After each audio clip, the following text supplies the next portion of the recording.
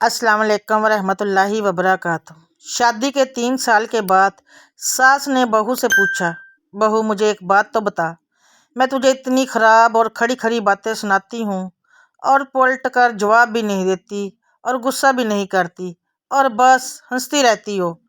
बहू को तो जैसे सुनाने को कहानी मिल गई। कहने लगी, अम्मा जी आपको एक बात सुनाती हूँ।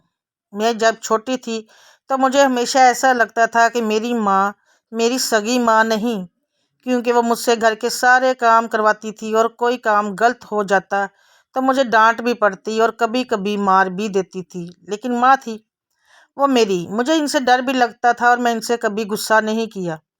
जहाँ तक कि मैं कॉलेज से थकी हुई वापस आती तो आते ही कुछ देर आराम के बाद मुझे काम करने होते थे। फिर जब मेरी भाभियाँ आई तब तो जैसे मेरे काम ज़्यादा ही बढ़ गए।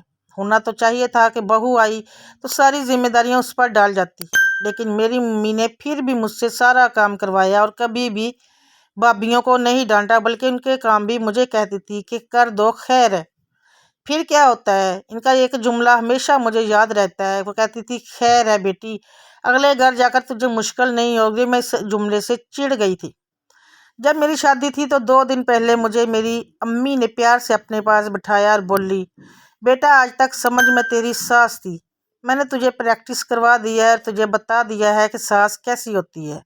अब आज से मैं तेरी माँ हूँ। अब तेरी शादी हो रही है तो बेटा जब तुम्हारी सास तुम्हें कुछ कहे तो समझना कि जैसे मैं कहती थी वैसे ही तेरी माँ तुझे डांट रही है। बस यही बात थी कि मुझे आपकी बातें बुरी नहीं लगती, क्योंकि मेरी अम्मी ने मुझे प्रैक्टिस करवा कर भेजा है।